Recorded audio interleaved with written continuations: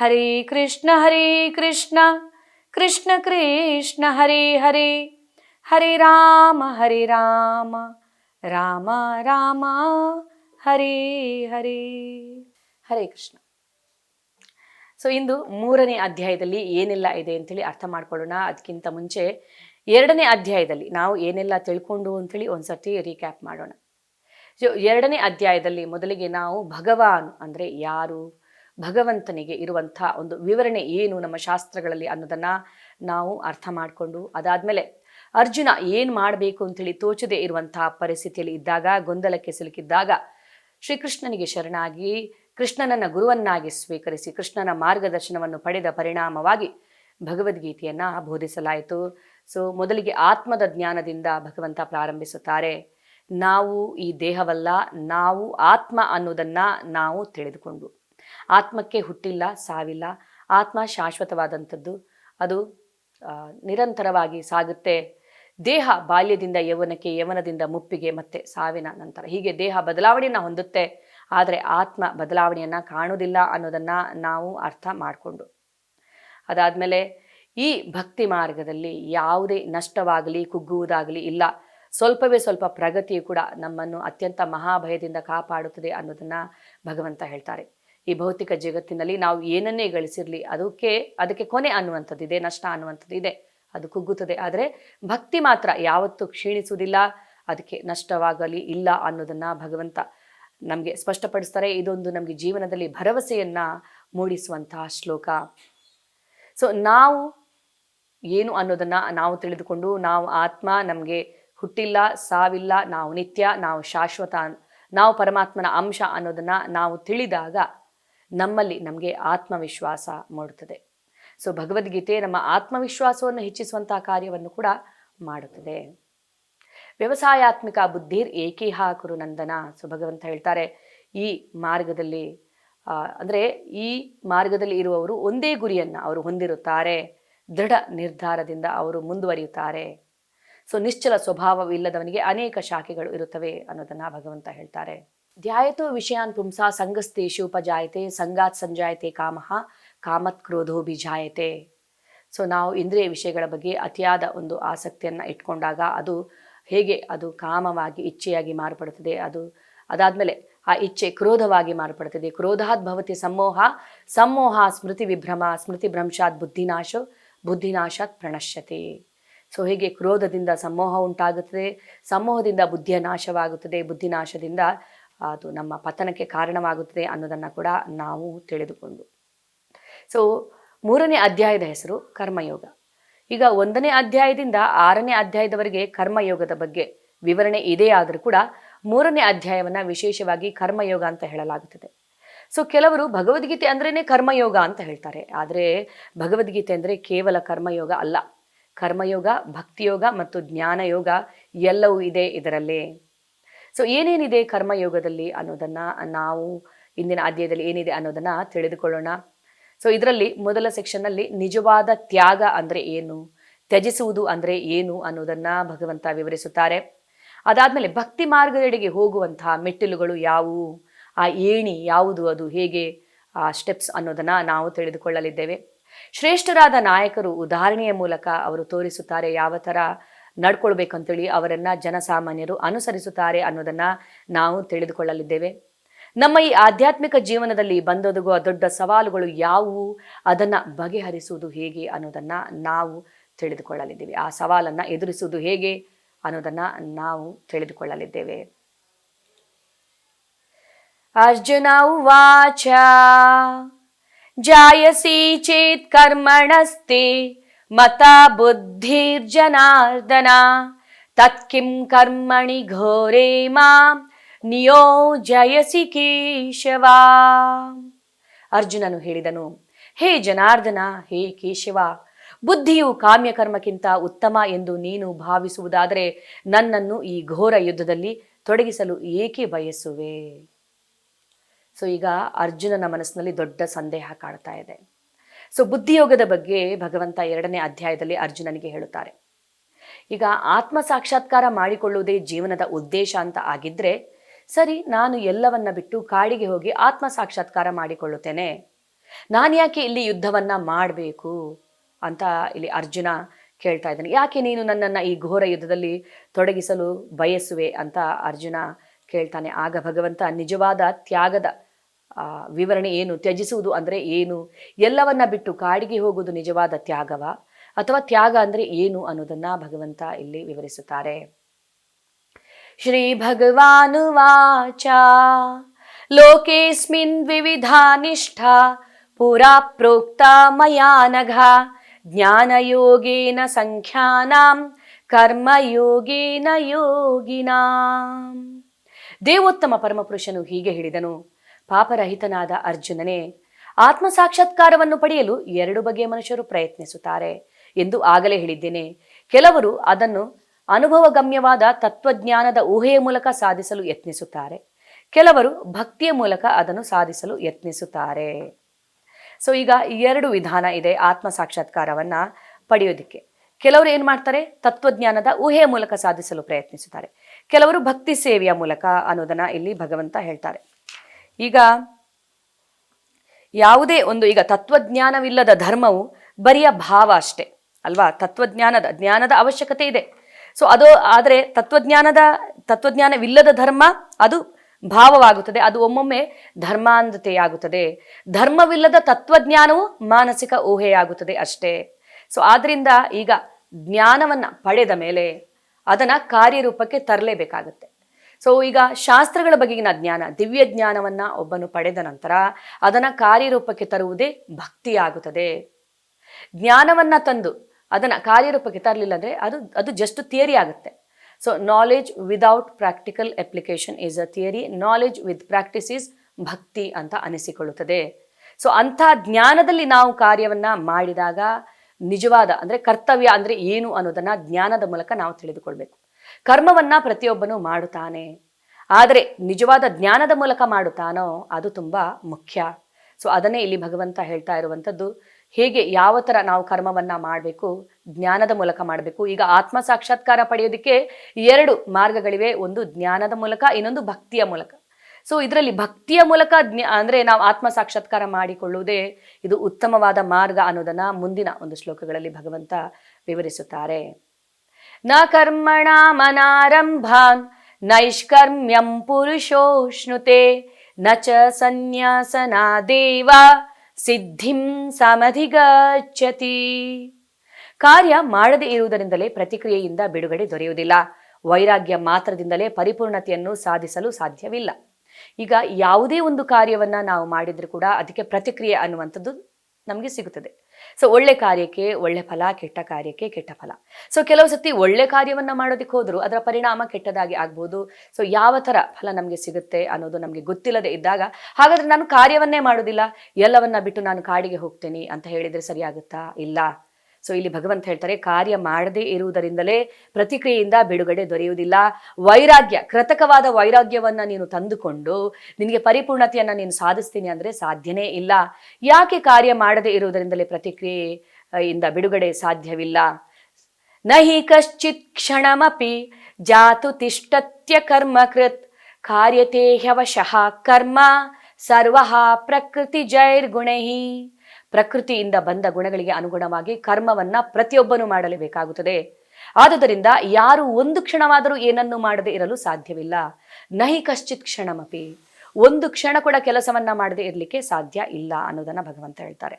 ಆದ್ರಿಂದ ಕರ್ತವ್ಯವನ್ನ ಎಲ್ಲರೂ ಮಾಡಬೇಕು. ಸೈಕೋಫಿಸಿಕಲ್ ನೇಚರ್ ಅಂತ ಇರುತ್ತದೆ. ಸೊ ಪ್ರಕೃತಿಯ 3 ಗುಣಗಳಿಂದ ನಾವು ಯಾವ ಥರ ಕಾರ್ಯ, ನಮ್ಮ ಸ್ವಭಾವಕ್ಕೆ ಅನುಗುಣವಾದ ಕಾರ್ಯವನ್ನ ನಾವು ಮಾಡಲೇಬೇಕಾಗುತ್ತೆ. ಆದ್ರಿಂದ ಕರ್ಮವನ್ನ ಬಿಟ್ಟು ಹೋಗುವುದೇ ನಿಜವಾದ ತ್ಯಾಗ ಅಲ್ಲ, ಕರ್ಮದ ಫಲವನ್ನ ಬಿಡುವುದೇ ತ್ಯಾಗ ಅನ್ನೋದನ್ನ ಭಗವಂತ ಹೇಳ್ತಾರೆ. ಎಲ್ಲವನ್ನ ಬಿಟ್ಟು ಕಾಡಿಗೆ ಹೋಗೋದ್ರಿಂದ ಏನು ಸಾಧಿಸ್ಲಿಕ್ಕೆ ಆಗೋದಿಲ್ಲ. ಸೊ ಈ ತರ ಕಾಡಿಗೆ ಹೋದವರ ಜೀವನ ಏನಾಯ್ತು ಅನ್ನೋದನ್ನ ಭರತ ಮಹಾರಾಜನ ಕಥೆಯ ಮೂಲಕ ನಾವು ತಿಳಿದುಕೊಳ್ಳೋಣ. ಭರತ ಮಹಾರಾಜ ವಿಷ್ಣುವಿನ ಶ್ರೇಷ್ಠ ಭಕ್ತನಾಗಿರುತ್ತಾನೆ. ಭಕ್ತಿಯ 9 ಹಂತಗಳು, ಅದರಲ್ಲಿ ಭರತ ಮಹಾರಾಜ 8ನೇ ಹಂತದವರೆಗೂ ತಲುಪಿದ್ದ. ಅಥೋ ಶ್ರದ್ಧಾ, ಸಾಧು ಸಂಘ, ಭಜನ ಕ್ರಿಯಾ, ಅನರ್ಥ ನಿವೃತ್ತಿ, ನಿಷ್ಠಾ, ರುಚಿ, ಆಸಕ್ತಿ, ಭಾವ, ಪ್ರೇಮ. ಸೊ ಭಾವದವರೆಗೂ ಹೋಗಿದ್ದ ಭರತ ಮಹಾರಾಜ ಮಹಾನ್ ಭಕ್ತನಾಗಿದ್ದ. ಇನ್ನೇನು ಪ್ರೇಮ ಒಂದು ಆದರೆ, ಭಗವಂತನಲ್ಲಿ ಪ್ರೀತಿ ಪ್ರೇಮ ಉಂಟಾದ್ರೆ ಭಗವಂತನ ಲೋಕವನ್ನ ಪ್ರಾಪ್ತಿ ಮಾಡಿಕೊಳ್ಳಬಹುದಾಗಿತ್ತು. ಆದರೆ ಭರತ ಮಹಾರಾಜ ಏನು ತಿಳ್ಕೊಳ್ತಾನೆ, ನಾನು ಈಗ ಅಧಿಕಾರದಲ್ಲಿ ಇದ್ದುಕೊಂಡು ನಾನು ಈ ಆಡಳಿತವನ್ನು ನಿರ್ವಹಿಸಿಕೊಂಡು ನನಗೆ ಭಕ್ತಿಯಲ್ಲಿ ಮುಂದುವರಿಯೋದಕ್ಕೆ ಸಾಧ್ಯವಿಲ್ಲ. ಆದ್ದರಿಂದ ನಾನು ಈ ಅಧಿಕಾರವನ್ನು ನನ್ನ ಪುತ್ರನಿಗೆ ವಹಿಸುತ್ತೇನೆ.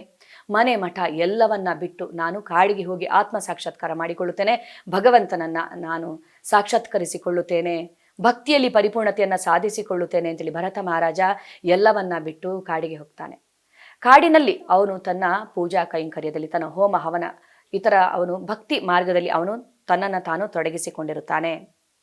ಒಂದು ಬಾರಿ ಗರ್ಭಿಣಿ ಜಿಂಕೆಯೊಂದು ಓಡೋಡಿ ಬರ್ತಾ ಇತ್ತು. ಅದನ್ನು ಯಾವುದೋ ಒಂದು ಕ್ರೂರ ಮೃಗ ಅಟ್ಟಿಸಿಕೊಂಡು ಬರ್ತಾ ಇತ್ತು. ಸೊ ಆ ಗರ್ಭಿಣಿ ಜಿಂಕೆ ಭಯಕ್ಕೆ ಅದು ಅಲ್ಲೇ ಒಂದು ಪುಟ್ಟ ಜಿಂಕೆ ಮರಿಯನ್ನು ಹಿಡಿದು ಅದು ಸಾವನ್ನಪ್ಪುತ್ತೆ. ಸೊ ಈ ಪುಟ್ಟ ಜಿಂಕೆ ಮರಿಯನ್ನು ನೋಡಿ ಭರತ ಮಹಾರಾಜನಿಗೆ ಕರುಣೆ ಉಕ್ಕಿ ಹರಿಯುತ್ತದೆ, ಕನಿಕರ ಉಂಟಾಗುತ್ತದೆ. ಈ ಜಿಂಕೆ ಮರಿಯನ್ನು ಸಾಕುವವರು ಯಾರೂ ಇಲ್ಲ, ಇದು ತನ್ನ ತಾಯಿಯನ್ನು ಕಳೆದುಕೊಂಡಿದೆ ಅಂತೇಳಿ ಆ ಜಿಂಕೆ ಮರಿಯನ್ನು ಎತ್ತುಕೊಂಡು ತನ್ನ ಆಶ್ರಮಕ್ಕೆ ಕರೆದುಕೊಂಡು ಬರುತ್ತಾನೆ ಭರತ ಮಹಾರಾಜ. ಸೊ ಜಿಂಕೆಯ ಆರೈಕೆಯಲ್ಲಿ ತೊಡಗಿಕೊಳ್ಳುತ್ತಾನೆ ಭರತ ಮಹಾರಾಜ. ಜಿಂಕೆಗೆ ಉಣಿಸುವುದು, ತಿನಿಸುವುದು, ಅದರ ಲಾಲನೆ ಪಾಲನೆಯಲ್ಲಿ ತೊಡಗಿಕೊಳ್ಳುವುದು. ಹೀಗೆ ಭರತ ಮಹಾರಾಜ ಹೋಮ ಮಾಡಬೇಕಂತೇಳಿ ಕುಳಿತುಕೊಳ್ತಾನೆ. ಜಿಂಕೆ ಪಕ್ಕದಲ್ಲಿ ಬಂದು ನಿಂತ್ಕೊಳ್ಳುತ್ತೆ. ಸೊ ಈ ಜಿಂಕೆಯ ಜೊತೆ ಕಾಲ ಕಳೆಯೋದವರು ಯಾರೂ ಇಲ್ಲ. ಅದಕ್ಕೆ ಅಂದರೆ ಜಿಂಕೆಯ ಜೊತೆ ನಾನು ಸ್ವಲ್ಪ ಕಾಲ ಕಳೆಯಬೇಕು ಅಂತೇಳಿ ಮಾಡ್ತಾ ಇರುವ ಪೂಜೆಯನ್ನು ಬಿಟ್ಟು ಬಂದು ಜಿಂಕೆಯ ಜೊತೆ ಆಟವಾಡಲು ಪ್ರಾರಂಭಿಸ್ತಾನೆ. ಹೀಗೆ ಜಿಂಕೆಯ ಜೊತೆ ಆಟವಾಡೋದು, ಜಿಂಕೆಗೆ ಉಣಿಸುವುದು, ತಿನಿಸುವುದು, ಇದರಲ್ಲೇ ಕಾಲ ಕಳೆಯತೊಡಗಿದ ಭರತ ಮಹಾರಾಜ ತಾನು ಕಾಡಿಗೆ ಬಂದ ಉದ್ದೇಶವನ್ನೇ ಮರೆತು ಬಿಟ್ಟ. ಕಾಡಿಗೆ ಬಂದಿದ್ದು ಯಾಕೆ ಭರತ ಮಹಾರಾಜ? ಭಗವಂತನನ್ನು ಸಾಕ್ಷಾತ್ಕರಿಸಿಕೊಳ್ಳೋದಕ್ಕೆ, ಜೀವನದಲ್ಲಿ ಪರಿಪೂರ್ಣತೆಯನ್ನು ಸಾಧಿಸೋದಕ್ಕೆ. ಆದರೆ ಜಿಂಕೆಯ ಜೊತೆ ಅನಾವಶ್ಯಕವಾದ ಬಂಧನವನ್ನು ಏರ್ಪಡಿಸಿಕೊಂಡ. ಸೊ ಜಿಂಕೆಯ ಜೊತೆ ಅನಾವಶ್ಯಕವಾದ ಬಂಧನವನ್ನು ಏರ್ಪಡಿಸಿಕೊಳ್ಳೋದಿದ್ರೆ ಅವನು ತನ್ನ ಮನೆ ಮಠ, ತನ್ನ ಅಧಿಕಾರವನ್ನು ಬಿಟ್ಟು ಬರುವುದಾದ್ರೂ ಯಾಕಿತ್ತು ಅಲ್ವಾ? ಸೊ ಜಿಂಕೆ ಅದು ಮಾಯೆಯ ರೂಪದಲ್ಲಿ ಬಂತು, ಭರತ ಮಹಾರಾಜನನ್ನು ಭಕ್ತಿಯಿಂದ ಡಿವಿಯೇಟ್ ಮಾಡಿತು. ಸೊ ಹೀಗೆ ಜಿಂಕೆಯೇ ಅವನ ಸರ್ವಸ್ವವಾಗೋಯ್ತು.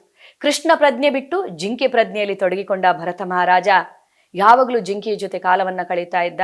ಆ್ಯಕ್ಚುಲಿ ಭರತ ಮಹಾರಾಜನ ಅವಶ್ಯಕತೆ ಇರಲಿಲ್ಲ ಆ ಜಿಂಕೆಗೆ ಅಲ್ವಾ? ಕಾಡಿನಲ್ಲಿರುವ ಪ್ರಾಣಿಗಳು ಹೇಗೋ ಅವು ಬದುಕ್ತವೆ, ಅವುಗಳಿಗೆ ಮನುಷ್ಯರ ಅವಶ್ಯಕತೆ ಇದೆಯಾ? ಇಲ್ಲ.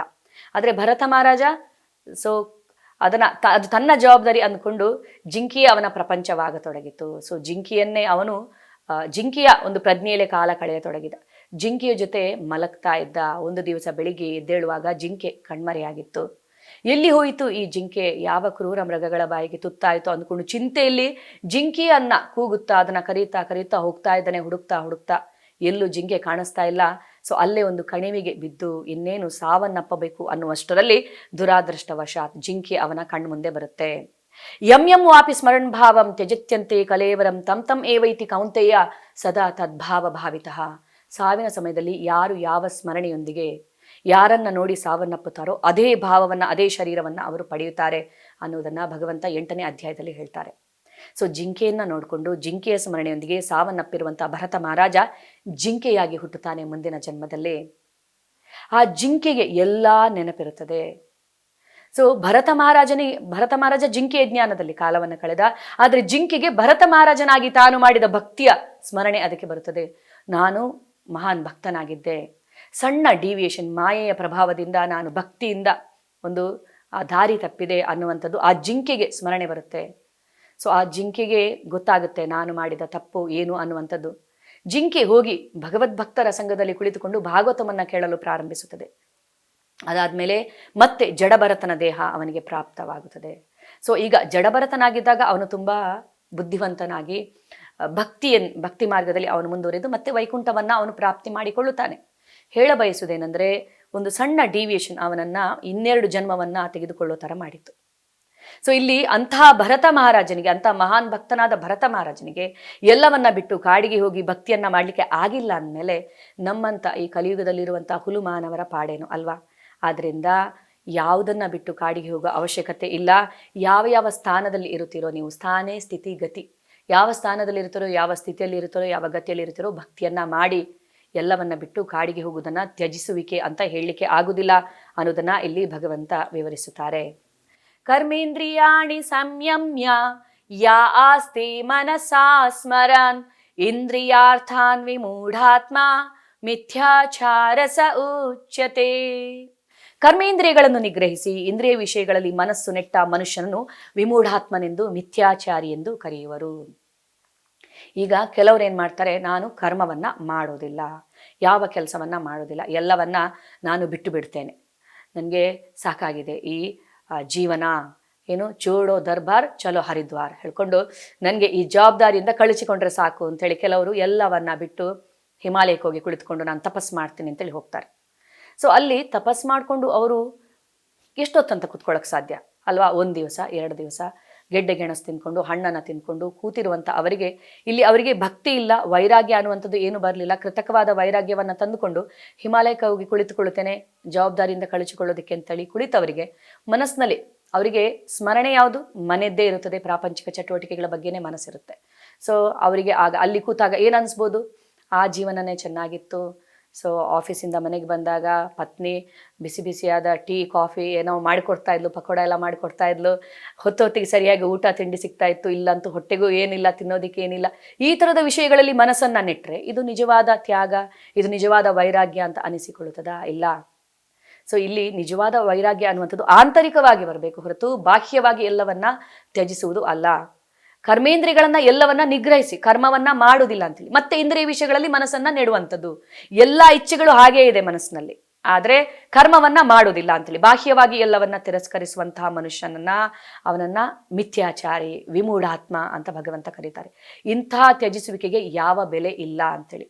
ಸೊ ನಾವು ನೋಡ್ತೀವಿ ಕೆಲವೊಂದು ಬಾರಿ ಈಗ ಈ ಹಿಮಾಲಯದಲ್ಲೆಲ್ಲ ಕೆಲವು ಬಾಬಾಗಳು, ಅಘೋರಿಸ್ ಈ ಥರ ಅವರು ನಾವು ಭಗವಂತನ ಭಕ್ತರು ಅಂತ ಹೇಳಿ ಕಾವಿ ಬಟ್ಟೆಯನ್ನು ತೊಟ್ಕೊಂಡು ಅವರಿಗೆ ಯಾವ ವೈರಾಗ್ಯನೂ ಬಂದಿರೋದಿಲ್ಲ, ಗಾಂಜಾ ಸೇವಿಸುವಂಥದ್ದು ಅಥವಾ ಈ ಥರದ ಕಾರ್ಯಗಳಲ್ಲಿ ಅವರು ತೊಡಗಿರುತ್ತಾರೆ. ಸೊ ಇಂಥವರನ್ನು ಮಿಥ್ಯಾಚಾರಿ ಅಂತ ಕರೆಯಲಾಗುತ್ತದೆ. ಯಾಕೆಂದರೆ ಅವರಿಗೆ ಎಲ್ಲ ವಿಷಯಗಳಲ್ಲೂ ಇಚ್ಛೆ ಇರುತ್ತದೆ ಇಂದ್ರಿಯ ವಿಷಯಗಳಲ್ಲಿ, ಆದರೆ ಅವರು ಬಾಹ್ಯವಾಗಿ ಕಾವಿ ಬಟ್ಟೆಯನ್ನು ತೊಟ್ಕೊಂಡಿರ್ಬೋದು. ಹಿಂದಿನ ಕಾಲದಲ್ಲೆಲ್ಲ ತುಂಬ ಅಂದರೆ ಕಾವಿ ಬಟ್ಟೆ ತೊಟ್ಟವರಿಗೆ ತುಂಬ ಗೌರವ ಇತ್ತು, ಇವಾಗಲೂ ಇದೆ, ಇಲ್ಲ ಅಂತ ಹೇಳಿಲ್ಲ. ತುಂಬ ಜನ ಒಳ್ಳೆಯ ಅಂದರೆ ಸನ್ಯಾಸಿಗಳು, ಸ್ವಾಮೀಜಿಗಳು ಇದ್ದಾರೆ. ಆದರೆ ಕೆಲವರು ಇಂತಹ ಒಂದು ಹೆಸರಿಗೆ ಮಸಿ ಬಳಿಯುವಂಥ ಕಾರ್ಯವನ್ನು ಕೂಡ ಕೆಲವರು ಮಾಡ್ತಾರೆ. ಎಲ್ಲವನ್ನ ಬಿಟ್ಟು ನಾವು ಹೋಗಿದ್ದೀವಿ ಅಂತೇಳಿ ಮತ್ತೆ ಈ ಥರ ಕಾರ್ಯಗಳಲ್ಲಿ ತೊಡಗಿಕೊಳ್ಳುವಂಥದ್ದು ಇದು ಸರಿಯಲ್ಲ ಅನ್ನೋದನ್ನ ಇಲ್ಲಿ ಭಗವಂತ ಹೇಳ್ತಾರೆ. ಈಗ ಕೆಲವರು ಏನು ತಿಳ್ಕೊಂಡಿರ್ತಾರೆ, ಆಧ್ಯಾತ್ಮಿಕ ಜೀವನ ಅಂದರೆ ಎಲ್ಲವನ್ನ ಬಿಟ್ಟು ಬಿಡುವಂಥದ್ದು, ಮನೆ ಮಠ ಹೆಂಡತಿ ಮಕ್ಕಳನ್ನ ಬಿಟ್ಟು ಭಕ್ತಿ ಮಾಡುವಂಥದ್ದು ಅಂತ ತಿಳ್ಕೊಂಡಿರ್ತಾರೆ. ಇದು ನಿಜವಲ್ಲ. ಕರ್ತವ್ಯ ನಿರತ ಪ್ರಾಮಾಣಿಕನಾದ ಗೃಹಸ್ಥ ತನ್ನ ಗೃಹಸ್ಥ ಜೀವನದಲ್ಲಿ ಇದ್ದುಕೊಂಡೇ ತಾನು ಭಕ್ತಿ ಮಾರ್ಗದಲ್ಲಿ ಬರುವುದಲ್ಲದೆ ತನ್ನ ಕುಟುಂಬವನ್ನು ಕೂಡ ಭಕ್ತಿ ಮಾರ್ಗಕ್ಕೆ ಅವನು ಕರೆ ತಂದರೆ ಇದು ನಿಜವಾದ ಭಕ್ತಿಯೋಗವಾಗುತ್ತದೆ, ಇದು ಗೃಹಸ್ಥಾಶ್ರಮವಾಗುತ್ತದೆ. ಅದಕ್ಕೋಸ್ಕರ ಇದಕ್ಕೆ ಗೃಹಸ್ಥ ಆಶ್ರಮ ಅನ್ನುವಂಥ ಹೆಸರಿದೆ. ಗೃಹಸ್ಥ ಆಶ್ರಮ ಅಂದರೆ ಅವನು ಎಲ್ಲವನ್ನ ತ್ಯಜಿಸಬೇಕಾಗಿ ಇಲ್ಲ, ಅವನು ಎಲ್ಲಿ ಇರುತ್ತಾನೋ ಅಲ್ಲಿದ್ದುಕೊಂಡು ಭಕ್ತಿಯನ್ನ ಮಾಡುವಂಥದ್ದು.